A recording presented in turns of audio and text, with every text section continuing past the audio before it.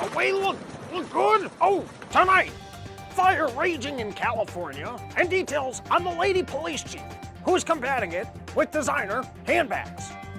And why the mayor is taking the mature road of giving residents the silent treatment. Do you owe citizens an apology for being absent while their homes were burning? Do you regret cutting the fire department budget by millions of dollars, Madam Mayor? Have you nothing to say today? But here's ABC's David Murr showcasing the best makeup for standing next to ash piles that were once people's homes. Behind me, it's been completely wiped away. There are still flames. While this show's research leads us to believe that this is further evidence of the hidden partnership between Gavin Newsom and the sea creatures looking to save the smelt. Next, in the UK, there was a vote against a grooming gang inquiry, which has some wondering, without government, who will rape the kids. The noes to the left, 364. So the noes have it, the noes have it. Unlock. With the recent success in Syria, Biden explores other opportunities for the US and the Taliban to work together. And lastly, we show you some of the hottest items from CES 2025, including the wheelchair that will turn you into RoboCop, and the trans mirror that will tell you how much lady you have inside of you, and the best feminine activities to let that little girlie out. And the nighttime subliminal message headphones you can use to reprogram your brain. You can use it to do things like finding your wife attractive or no longer hating your terrible job and feel happy.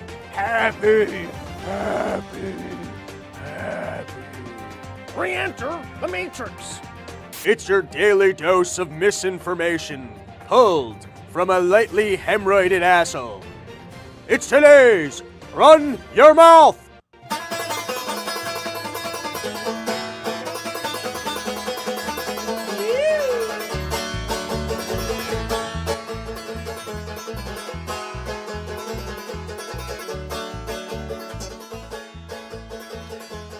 What is going on, everybody? Welcome back to a lunchtime edition of the Run Your Mouth podcast. I'm coming from you live from California. I picked up some on the side work where we're taking all the blue paint off of Gavin Newsom's home, which is why it stands here still intact.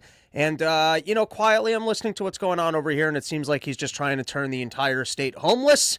And I put it to you guys, the loyal fans of the Run Your Mouth podcast. How do you think these libtards are going to go? Are we going to hear even more screams about global warming? How global warming took their homes from them? Is that the kind of thing that we're going to hear about? Are we going to start hearing about how now is the time for us to go to war with China and shut down them releasing carbon into the atmosphere?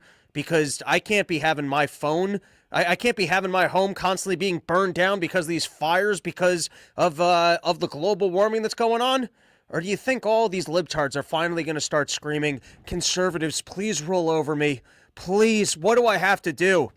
There's something interesting about these fellas with their fancy homes. You know, you spend $8 million, $10 million on your fancy mansion, and you didn't trust the government to build your kitchen. You didn't trust the government to build your private gym within the house, your private movie theater, none of this stuff. And now you're experiencing, I guess, rationing of fire department, in which you think they're sitting around right now going, my God, I need myself some private fire services.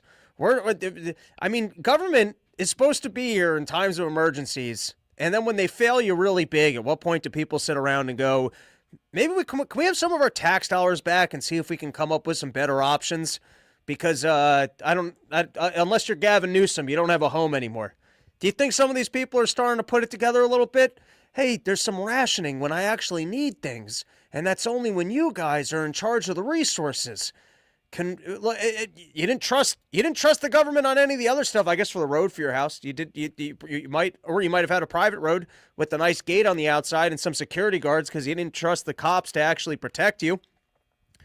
What do you think is going to come of this? You think it's going to be the end of Gavin Newsom? The guy will be permanently ousted? There'll be so much outrage and such a blunder on his record of this many homes burned while they apparently just flush water into the ocean to save the smelt? while apparently they're claiming they were sending fire department equipment over to the Ukraine. The mayor is on vacation. You guys saw it in the intro, refusing to answer any questions. Apparently there's no water in the hose systems. At what point do you guys finally go, I think this isn't global warming. I think there's some mismanagement here. And then, I mean, how many people had their insurance policies recently canceled because the insurers pulled out of the state? I mean, that's a nightmare. Firstly, I actually think insurance policies need to be more like life insurance policies where you're able to lock in for life so that, you know, you don't find out all of a sudden after you've built your $20 million home. And no one wants to deal with anything. If you get papers from your insurance company going, hey, we're canceling your insurance policy next month, you've got a movie to film, you've got cocaine to do, you've got parties to attend.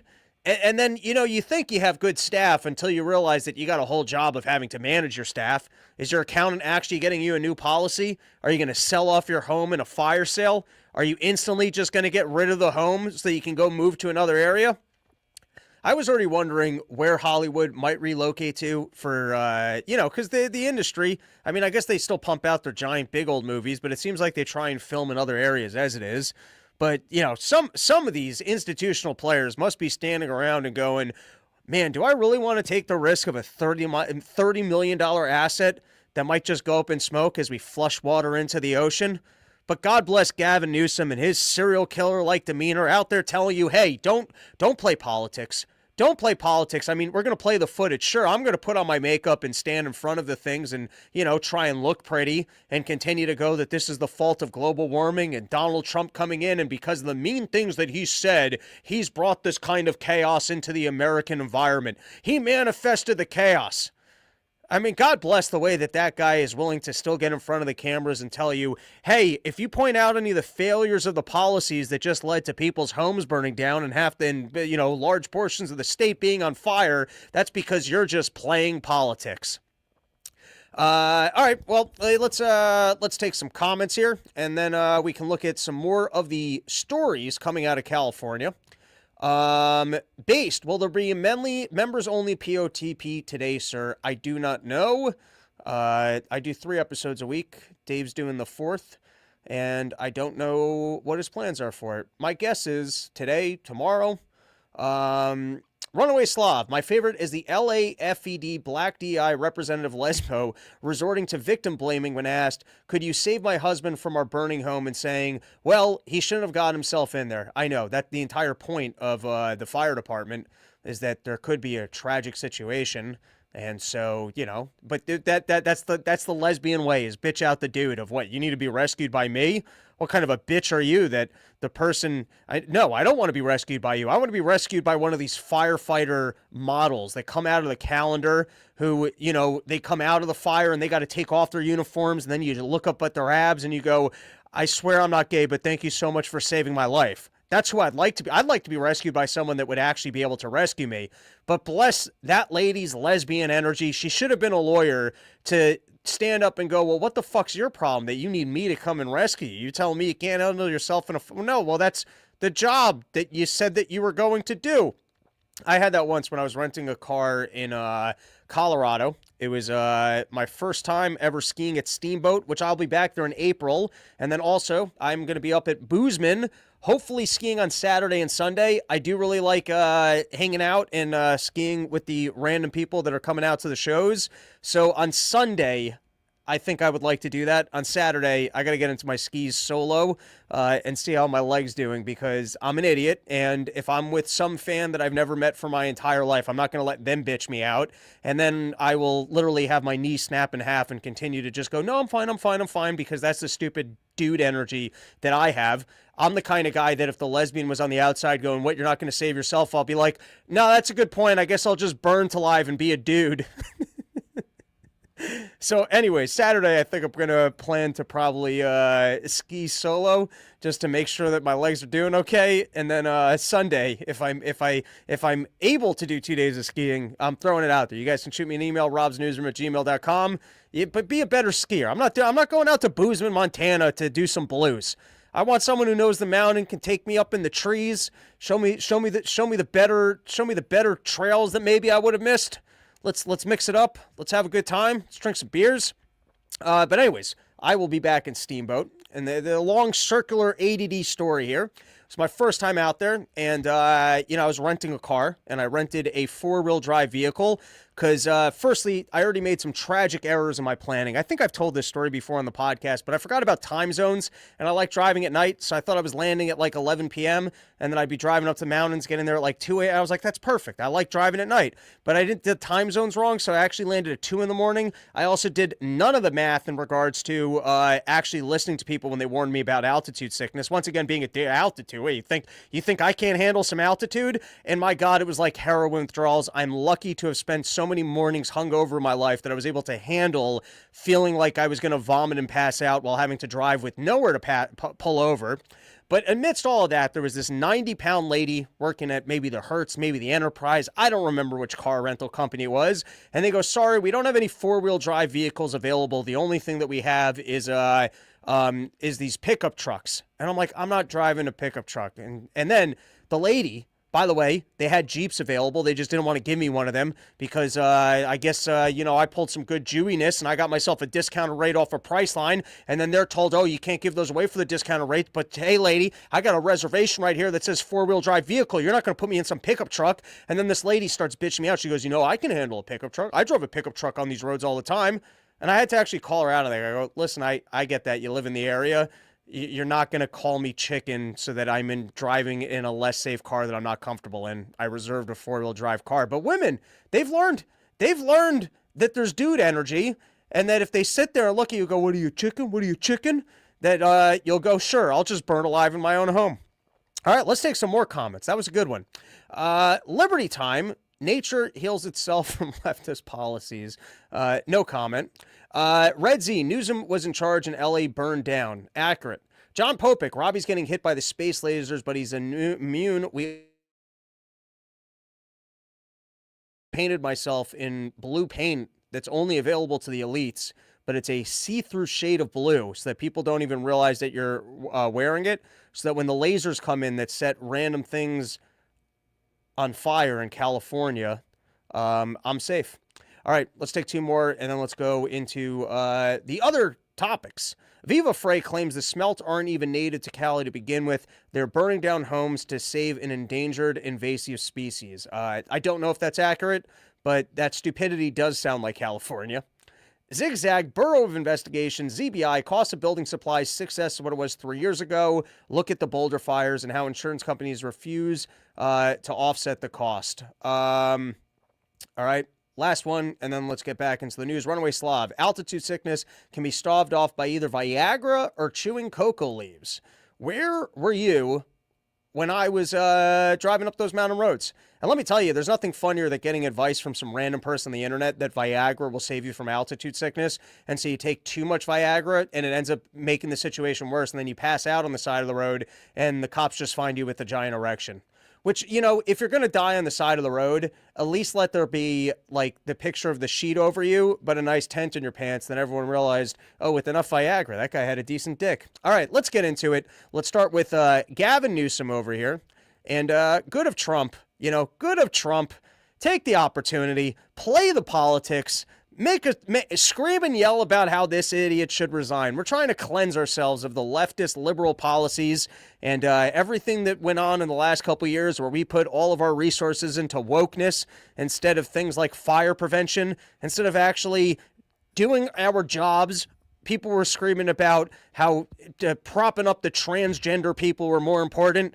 And it turns out that all the resources California put into trans penises to prevent fires, it doesn't work. And so, yeah, let's scream and yell as much as possible that it's time for Newsom to go. I mean, how much of a blunder can you have on your watch and then still keep your job in anywhere other than government? If this was some sort of a private company and all the factories burned down and it turned out that you used the water for other purposes, or that you mismanaged the project to actually store the water so that you'd have it in the case of emergency, knowing that your entire job is taking care of the emergencies. So good. Yeah. Scream and yell. And let's see if this sociopath can smile and slick his hair out of it. Just get up there for the press conference and go, guys, I want to remind you that I'm one of the better looking people in the state with slick back hair. So if anything, I think I should be keeping my job. And here you have him out and about screaming about, listen, talking about the failures that I've put in front of you. That's just playing politics. The job that I have of making decisions, I made bad decisions. And if you call out the bad decisions, you're being nasty in our time of need and just playing politics. It's not that if someone else did the job, they could have done a better thing, and pointing out the failures might actually save lives and homes the next time. But remember, if you're pointing this out, it's because you're playing politics. Let's give it a listen. No one here is playing politics. We have an American president in Joe Biden that recognizes his responsibility in times of emergency. When Americans are in need, he steps up, he steps in. Not qualified by a particular request or an expectation. My message to the incoming administration, and I'm not here to play any politics, is please don't play any politics. There's a time and place for that.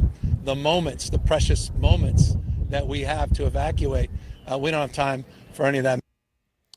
And now let's watch Gavin Newsom playing politics with the classic double ass grab, which really showcases that you're working and you know what you're talking about. When you show up to a job site, you do the double ass grab and pull the cheek open so that even your inner rectum can feel some of the smoke on it. But here he is, showing up, looking all pretty from a safe distance from the fire. And then, it's for the television cameras. You got to point, you got to pretend like you're that guy on the job site checking in on what's going on. And I don't know what seeing this random flame can do. I don't know why he needs to inspect the random flame. I'm not sure what this visual opportunity of, don't worry, I know exactly what I'm doing in this situation. I will show up from a safe distance from smoke, grab both of my ass cheeks, and then point as if I can understand. It's almost like an Indian tracker. And he's pointing at the smoke here. There, let's play it again. He's pointing at the smoke as if he will have an understanding of the way that it's flowing and the water that's not available that we could still use to stave off these flames from spreading to the next neighborhood. But hey, let's not play politics. Let's not get out there in front of the TV cameras and, waste precious time with television opportunities to pretend like we're doing something. All right, and now let's move on to our next topic. And guys, I promise that I will not do every show complaining about the $2 that I have to spend going into the city after 9 p.m. I got money now. I'm working for Gavin Newsom and unpainting his house blue so that people don't realize why his house was saved. And using, the CIA projectors that they usually use just for pretending like there's aliens above you to make the skyline really blue so that your home will be safe from the lasers that set things on fire. But there's something in regards to the congestion pricing that I'd like for the fans to be aware of. Let's read this from Yahoo News. Toll evasion in New York City, arrests, vehicle seizures, and more. Here you have it. You got the cops on the highway, which I once had. I was driving into the city on the RFK Bridge, and there were so many cops out there. This was a month or two ago. There were so many cops out there. We figured that they must have been looking for some sort of a murderer or a person who's trying to sneak a nuke onto Manhattan. And apparently, they were just actually getting rid of New York City drivers who had unregistered plates. And I'm telling you, it looked like a manhunt. It looked like a manhunt on the level of someone's trying to bring a nuclear warhead into Manhattan. And so here you have it, how proud they are that honest working people just trying to show up to work will be pulled out of their cars, and they'll make it more difficult for you to get to your job. They'll take away your car, they'll take away your registration, they'll take away your license just to make sure that they can have their tolls. And I want to put forward, maybe cars should just be like, when you used to play tag and there was base? Maybe cars should be like a government safe zone that no matter how things can get, you can always get to work and sleep in your car. Because, already the insurance rates are going up, homeowner rates are going up. I'm just saying there's a cruelty to that you need the vehicle in order that you can go to job and pay your taxes. And so here you have less wealthy people, more disorganized people, people without their easy passes. They fuck up on their tolls. They fuck up on their car registration. Just all the things that you don't want to deal with when you're just clocking your shit job that you don't want to work and drinking on the weekends. And you know what? That's living too. There's something to be said for being a person that just barely gets by. Where's the respect, for all the respect that we've had for the wokeness in this, where's the respect for the disorganized drunks who just somehow manage to clock their 9-to-5s and make enough that they can drink on their weekends and show back up to the job that they hate? There's disorganized people out there. There's people with their ADDs that don't want to be on the Adderalls and the Ritalins. There's the people that aren't the go-getters. They're the people that aren't going to work the CEO jobs, that are never going to climb to the top of their companies, but have figured out a job that they can report into and get paid at and just live an honest lifestyle. But they're a little bit disorganized. And so are the taxes always paid on time with the most organization with every receipt filed? Probably not. Does every once in a while the registration lapse because they don't have time to take care of it because I got to go pick up kids all the time and just get to work? Probably. What I'm trying to point out is that people are willing to pay their taxes. They're willing to do all this stuff. And sometimes they're just a little disorganized. And you're punishing disorganized people, or you're making it more difficult for them to just go, like, you guys are the big bosses. You're going to get your cut. But some people, they just need to show up to work. And here you got government with all the pride in the world of, hey, you're not going to sneak by us on our tolls as you go to a job that we're then going to tax you for. No. If you're going to show up somewhere and earn money that we're going to take 40% of, you better pay the toll while you're getting there. All I'm saying is, for all the ways of raising money and fleecing the general public and the idea of going, you're not going to get one by me, the toll might be something that you're paying just so that you can get to work. And I almost feel like the cars and the roads should just be off limits. You should be allowed to be homeless in your car. I don't know, don't park on my street, but there should be an area for it. And maybe the people that are just disorganized, registration lapsed, or are having problem paying the tolls and paying the Easy Pass, maybe got to figure out a better system where they can still get to work. I mean, how is this going to be better?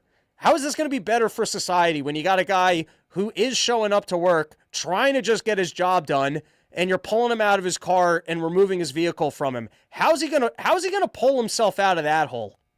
All right. Anyways, like I said, I'm not going to talk about the $2 fee that I have to pay at night forever. But these are some of the horrors of engaging with government. And here's another one, because I have an idea there's many ways that I feel that we could solve the insurance problem, or at least improve the problem that we have with the American insurance companies. And one thing, which I think would be an easy solve and I think would make good sense, is, let's say there's a procedure that you need and your doctor approves the procedure, and then there's a time period in which the insurance company delays you getting that treatment, and you have to live in pain because something that you needed treated wasn't treated. And then it turns out that the insurance company is actually responsible for covering that. There should be some sort of fine and penalty for the pain and suffering that you have of an untreated disease because they delayed your treatment. Or if you have to spend time fighting your insurance company and it turns out that they were responsible for covering something, and you wasted your time working a secondary job just fighting your insurance company for treatment, once again, I think that there should be liability on the insurance companies. I've even had this in reverse. Here's another insurance rental scam. Sometimes when you rent a car in some states and you want to use your credit card, which has the insurance, or you want to use your own insurance, well, then they tell you, and I might not have this 100% correct, that everything is covered with the exception of the amount of time that the car is in the shop. I guess the car rental company will then bill you for another one of for their own car rental that they can then rent to somebody else. So in other words, like when my car's in the shop, if you got to rent a car, there's a cost of renting the car. So and by the way, since they're in the rental company game, you have no control about how much time the car spends in the shop. But I'm saying when it's on their side, they'll charge you for the amount of time that gets lost. Do you guys, I think you get the point I'm making. Anyways, here's a video. It was making the rounds on Twitter of a doctor who got pulled out of surgery for a surgery that had already been approved. She's operating on the person, and the insurance company tried to stop the operation and say that it wasn't covered. And also think about the amount of time that's lost. Like, even the doctors aren't happy with this system. How much time and resources is going into the doctors actually not just treating you, but having to fight the insurance companies to pay you? And so, firstly, they have to raise their rates because now they're not just performing the medicine aspect. They're actually having to hire people to go fight the insurance companies, which is going to be projected on your bill or the insurance company's bill. Anyways, let's roll the video. It's 2025 and insurance just keeps getting worse. I just did 2 bilateral deeps and 2 bilateral tissue expanders for patients. And I've never had this happen before, but during the second deep, I got a phone call into the operating room saying that United Healthcare wanted me to call them about one of the patients who was having surgery today, who was actually asleep having surgery. And, said I had to call right now. So I scrubbed out of my case and I called United Healthcare, and the gentleman said he needed some information about her, wanted to know her diagnosis and whether her inpatient stay should be justified. And I was like, do you understand that she's asleep right now and she has breast cancer? And the gentleman said, actually, I don't. That's a different department that would know that information. And I was like, well, she does need to stay overnight tonight. And you have all the information with you because I got approval for this surgery. And I need to go back and be with my patient now. But yeah, it's out of control. Insurance is out of control. I have no other words. There you have it. All right, let's take a couple comments before we move on to our next topic. We've got Libertime. Gavin Newsom as a reptilian breezed through his asshole. He was merely assessing the aroma of the situation. It's pronounced Libertime like him. Thanks for that, though. Sydney V. Hi, Sydney. If I hear you say Boozman one more time, I just did it. You did that to yourself there. I'm going to lose it. It's Bozeman. Sound like Bose headphones or River, Bose, and Boozman. I've been having fun saying Boozman, though. I think I actually knew that one was Bozeman, but Boozman, it's fun. And I don't know, maybe one of these years, Dave and I will have toured the country enough that we'll actually get the names of these cities wrong, because it does really offend people. Or maybe I'll go the other way and be more obnoxious with how wrong I get it. Or maybe in the future they'll do classes for comedians on how to pronounce all these random cities' names, so that you don't constantly make people so annoyed with mispronouncing things such as Boozman. All right, let's take a couple more. The worst thing about all this shit is that the people that cheerlead it and can't see the extremely obvious problems with it. Moderately amused, so Robbie agrees with Sonny from The View's husband, filing false claims to cover the cost of denying shape. No, I don't think that's what I was saying. That is certainly not what I was saying.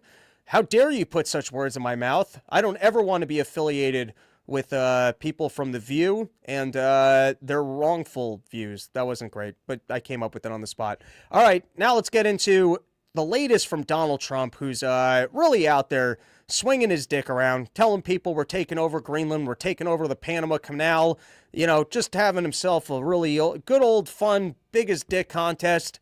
And then, of course, you got Mexico saying, well, then we're going to claim the upper United States as being the upper valley of Mexico. But this is a fun one. With all the bravado he's throwing around, he is claiming that Trump says drones have been spotted over Bedminster, vows to figure out mystery sightings when he takes office, which, dude, if you're going to give us the inside scoop, tell us about Ray Epps, tell us about Bigfoot. I think day one what he should do is get into one of those old, I used to see him in arcades. He would have like the big circle thing that you would sit in and the fake guns that came out, and you would pay World War II, I think from the German side. I think that's what the video game was, is the Allies were coming in and you got to operate the turret. I mean, day one, Donald Trump should just get into a tank and start shooting the shit out of the sky. Next up with Donald Trump is he attended the funeral for Jimmy Carter, and everyone got instructions. Oh, no, we had some other quick ones.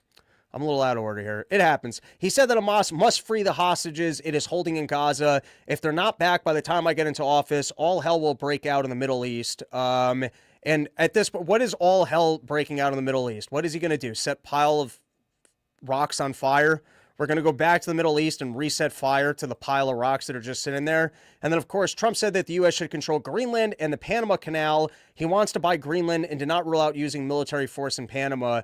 And for all the not dictator talk, it does sound like he just wants to kind of fly a Trump flag on everything. In terms of Greenland, apparently there's only about 50,000 people that live out there. And if you look at the amount of money we've spent on things such as the Ukraine war and what that's done for us, we could basically just give like $5-6 million to every single person in Greenland and potentially own Greenland. Now, obviously, I guess that overlooks the fact that it's currently owned by one of the Dutch countries. Someone in the chat, help me out. Who currently owns Greenland? Because as far as I'm concerned, if the people of Greenland want $10 million checks each from us, I don't understand with all the resources that are there and the fact that we already have a military base, if there's that many lucrative resources, why we can't just purchase the mining rights. I don't understand that. Instead of like all of this nonsense of maybe he pulls off buying the whole country. That could be a cool move. But if there's that many resources and we want to get our hands on it instead of China, why don't we do what we do with our military? Just get China to loan us the money so that we can have all the might to be like, hey, don't touch Taiwan. Or in this case, maybe we can actually get China to loan us all the money so that they can finance the deal of us purchasing all of the mining rights for Greenland so that China can't have it. I don't understand if the mining rights of the area are worth in the trillions. I don't understand why the residents there would sell it off for millions. And I don't understand why, if we want them that badly, you can't just actually, purchase it and, make everyone in Greenland super rich. Tell them we'll do all the development and you guys can have 20% forever. There, I solved it. We don't have to go to war with Greenland. Now you've got the Jimmy Carter funeral where everyone was told beforehand, no looking at papers suspiciously. You've got Bill Clinton. You see him over there really pretending like he cares about reading about the Jimmy Carter pamphlet. It's their opportunity to get a second take. Someone said beforehand, hey, listen, that last one, whatever that creepy letter thing, it didn't play well online. So if you can make sure that everyone has reading materials that we can all stare at. And, of course, you've got Donald Trump and Obama yucking it up. The lip readers saying later that it was actually Donald Trump being like, hey, we got to talk about this. Hey, I know that you killed me. Ha, ha, ha. So we don't actually know what the conversation was about. I can imagine some of the jokes. All right, next topic. Biden's proposal lower nicotine in cigarettes sparks debate, which, do you have to ruin everything on your way out? Well, I don't smoke cigarettes that often, but what's the point of a lower nicotine cigarette? When am I going to have to get the tar in my mouth and pop a Zin in while I'm smoking it just to get the exact same experience? I mean, how not cool can you be on your way out where you're going to sign away our ability to do oil drilling, and then you're also going to just like, who cares about this one? There's no political win from making the cigarettes less good cigarettes on the way out. You're just being a pain in the ass. I mean, I've said it before. Once you lose the job, it should be over and done with, and you should be removed from your post. You shouldn't be allowed to just hang around and make bad policy decisions and stir up some wars and send money all over the world so that you can get a payday later. But, I mean, this one's just annoying. Last week, you got to tell us that alcohol causes cancer, which everything causes cancer, so why would I want to be sober for it? Can you answer me that, doctors? And now on the way out, you're going to end up with like that cartoonish thing of the kid when you were in high school and you tried to see how many cigarettes you could fit in your mouth. People are going to end up taping 5 cigarettes together as if they're smoking a wide mouth cigar or something. You're leaving anyways. And if people are smoking, they're smoking their cigarettes. Can't we just leave them alone? How not cool do you have to be on the way out? All right, this one's fun. Sometimes you used to hear about all the millennial talk, and you used to think that, you were an original, you were a cool person, and then you realize how much of your behavior is actually because you spent too much time watching television as a kid, and you're just a part of the culture, same as everybody else. You decided instead of working a career to go pursue your dreams. You managed to have those years where you lived at home after college because there were no jobs available. You watched too much porn. You didn't get married. It's that great line from that Sturgill Simpson song of like the most renegade thing a man could do today is give a lady a ring, something like that. Or when Norm Macdonald was taking the other side of God arguments, where all of a sudden, like, you know, being into God was more punk rock. Anyways, we all like to pretend like we're individuals and that the demon creatures that create the television and everything else that they parade in front of us all the time, the music that they play into our ears, that no, we're free-thinking people. And then you look at some of the trends of other people from your same generation, you realize you're not that original. And now I've done a slightly better job at it, because how many of those assholes took the COVID vaccine and bought into all this woke horse shit that we had over the last 4 years? But this one's fun because we've all had it where you apply for jobs. Oh, the point I was trying to make is that sometimes the Gen Z kids look, I can't tell if they're more entitled or if they're just doing it a little bit better and smarter than the rest of us. Because we've all done this where, you know, you look at a job listing, and it'll be like for the janitor at a gas station, it'll be like must have 7 college degrees, a major in janitorial arts, has a positive attitude, can contribute to the team. And they start it where you got to play this weird game of you both have to lie to each other. And here's why this system makes no sense, is because I think what they want you to do is to have to lie to them about your qualifications. And then they think that most human beings feel bad about lying. And so then maybe you'll feel more committed to the lies that you said, and then you'll step up to the occasion, and they'll guilt you into higher performance where they task you with things that are in line with the bullshit you told them that you were qualified to do. And I don't know if you've ever had that at earlier jobs where you show up and you want your paycheck, but then you also look what they assign to you and you're like, hey, you guys sure you don't want to give this to someone else? It's a funny moment when you get to a job and you lie through your teeth to tell them how qualified you are, and then they task you with something and you want to knock on your boss's office and be like, you know what, this one I feel like it's kind of important. Maybe you should put someone else on that one. And then you remember, oh no, and that's where the sociopaths prey on the reality that we live in, because they don't actually feel bad about lying. And so they're like, yeah, I'll just say I can do that and then not do it. And then they don't care. And it defeats the entire system, because people think that they can actually hold you at your word. And so anyways, the corporations, I'm saying that they're more at fault because they institute this thing where every single job that you read the job description, you're like, who meets these qualifications that wouldn't just be running the company? You're describing the CEO's qualifications for the starting job. And so Gen Z is doing a funny thing, because I've experienced this. Dude, there's nothing worse than applying to jobs and you just don't even hear back from them at all. And so you don't know, is anyone looking at my resume? Or you go through 3 rounds of interviews just to finally get to the guy who tells you that you can't have the job. It's an exhausting process. And so the Gen Zers, they're fighting back because they're getting the jobs and they're just not showing up. Which, good. Until the corporations learn that they are doing that, and then they create some sort of like profile online. The same as we have Glassdoor, which I think is their review site for looking at employers. Maybe they'll do that for job candidates, some sort of a LinkedIn premium where they let other employers know about people that gaslit them, applied to jobs, and just didn't show up. But for now, I don't want any HR person that goes through the process of finding the proper candidate, actually offering them the job, and just not having the person show up. They kind of deserve it, and I kind of respect Gen Z doing it. I mean, I don't understand why these kids have so much time on their hands that they want to apply for jobs and just not show up to them. I'm going to guess it's because they just have so much anxiety and realize that they're so unqualified for positions that they panic at the last moment and just decide that they'll live at home. I'm going to assume it's more that. But at the moment, I'll respect that. And then this one also came across my desk because, I got producers and they do all the work and they hand me the stuff and we put it together. Gen Z celebrates full bush bikini hair trend, saying fuzzy is beautiful. And I guess the Gen Z is also getting so lazy that they won't shave their bushes, which it's not really a losing strategy. Firstly, I like a nice bald vagina, and I like that you respect me enough to not make me feel like I'm having sex with an animal. But there's something to be said for that men are gross, and if women collectively said, yeah, we're keeping that, deal with it or not, men would probably deal with it. And then you know who the real losers there? It's all the makeup companies that are convincing us all the time. Like for a while, they were convincing men that we should have wigs. Think about how many people Joe Rogan and Jason Statham put out of business by saying you could be beautiful and bald. You don't have to wear a wig.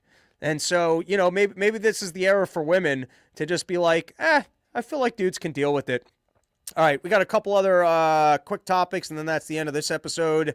Shout out to the sponsors, YoKratom.com, home of the $6 kilo, and SheathUnderwear.com, the greatest underwear that's ever graced the balls of man. Promo code RYM for 20% off, and then that's it for today. And coming out in Boozman. Anyways, we all live in an era now of too many cameras. And usually you like to have private moments when you realize that you're not a cool person. Because we all grow up, we watch the movies. You want to think that you're going to be a really cool guy, and you're not. And so this cop, you know, he tried making an arrest. He tried pulling the cool slide across the top of the car cop move and couldn't quite clear jumping into a moving vehicle while it was moving. And he's a little bit overweight, so he knocks himself out and then has to have everybody just laugh at him. And you know, I had a moment like that. First time in my life I ever tried throwing a punch. I was at a concert, and a guy behind me kept pushing me, and I was spilling my beer, and he kept pushing me. This is a real story. And I was taking some in-the-mall shit with old grandma's boxing classes, but I was like, I know how to throw a punch. And I started talking myself up in my head where I was like, this is my moment. I'm going to throw myself a punch. I'm going to throw my first punch. This is big. I've never been in a fight. And I'm really psyching myself up. I'm like, this is my big moment. And so he pushed me. I was like, dude, don't push me again. And I was like, oh, it's on. And I turn around, and I go to throw my beer in his face, and then I go to punch him. And I fell right on the floor. I slipped on firstly, there was no reason to throw the beer. That's how you start the fight. The fight was already on. I'd already decided to punch the guy. And then the whole, it turned into a giant brawl. And then I was lucky to be on the floor because I was just able to crawl like a giant pussy and just look back at the mayhem I just started.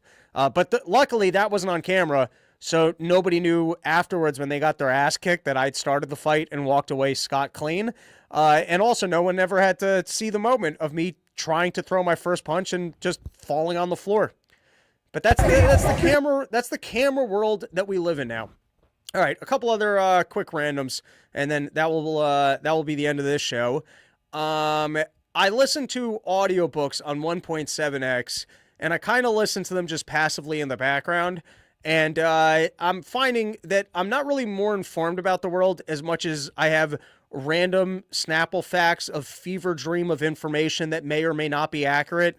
Like currently, I'm under the belief, because I've been reading a bunch of of these kind of like Darwinism evolution books, and I'm pretty sure, I have to go fact check this one, that consciousness grew out of a tribe with bigger dicks, and so they had more pride in themselves and they were a more cohesive group. Also, Christianity was just a movement to sell more tents. Paul was a tent salesman, and he was trying to get more people in the fold so that they could go to areas and be given food by their fellow Christians, and they wouldn't have to sell in hotels, and he could sling more tents. And so, you know, I find, instead of self-educating, I'm just filling my brain with better and more interesting bullshit of the random moments where I'm like, hey, what did that thing just say? And it's at 1.7x, so it's already 3 pages later. By the time I process, I go, I'll just go with that. I'll just pretend like that's the truth of the universe. Anyways, I had been talking in a previous episode about the tick for tack game theory about trying to use violence against the elites. And that you might think that that would be beneficial, and it might put more cost and consequences against them for fleecing us. But the reality is they have more power, and they are better at violence, and perhaps it's a losing game.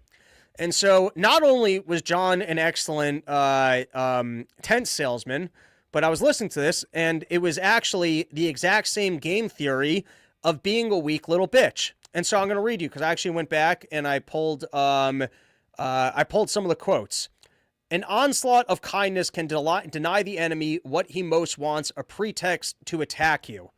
And I thought that made sense. Where if, for example, if you're the terrorist living in Hamas, and so you want to go do a terrorist attack against Israel, and by the way, I'm not saying any of the response from Israel is appropriate, But just if you game theory out how that's going to play out, you're just giving an excuse for the people that want to get rid of you to get rid of you. Or in our case, if we start taking out CEOs, the CEOs would much rather, have more force in the universe so that they have to create less good products and values, and we're not allowed to criticize them online or otherwise. I'm going to reread it. An onslaught of kindness can deny the enemy what he most wants, a pretext to attack you, which essentially means that, they would like to squash us. They would like to take our freedom, or in certain instances, just kill you. And if you stand around and you play I'm just a weak little bitch and no, I love you and come into my home, I'll give you some cookies. Well, then they don't really have a way to sell you as being the enemy and someone that needs to be exterminated. And so based on this game theory, at least that's what this author was claiming, is that quotes such as love your enemy and pray for those that persecute you, bless those that persecute you, if your enemies are hungry, feed them, if they are thirsty, let them drink, never avenge yourself, turn the other cheek. It was all because at the time the Christians had the weaker hand. And so if you float all of this stuff and you pretend like, oh no, I'm so weak and I just want to be nice and our whole thing is about even if you're trying to kill us, we're going to be nice to you, it kind of gives the people with power a tough hand for enacting violence against you. All right. I think we're going to call it there. That's enough episode for one day. Thank you for hanging out. I will be in Boozman coming up. If you're around, hit me up. Looking forward to that show.